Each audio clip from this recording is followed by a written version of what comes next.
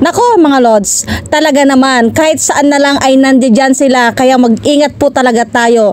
Etong mga hacker mga lodi ay talagang ginagawa ang lahat ng mga pamamaraan na alam nila para maisahan at manakaw ang ating mga account. Eto mga lods, ay napakadami ko talagang nare-receive ng mga message galing po sa mga foreigner po to.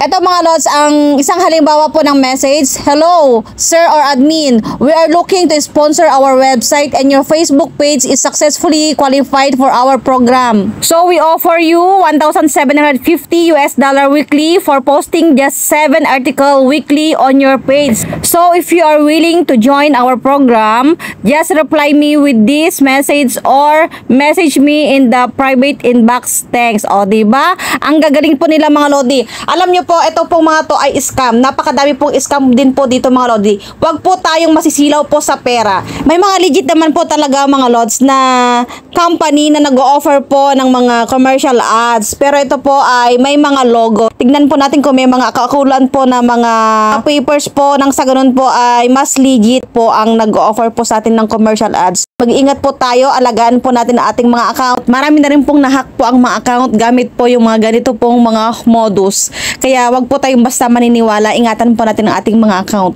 Sana po ay nakatulong. Follow for more. God bless po.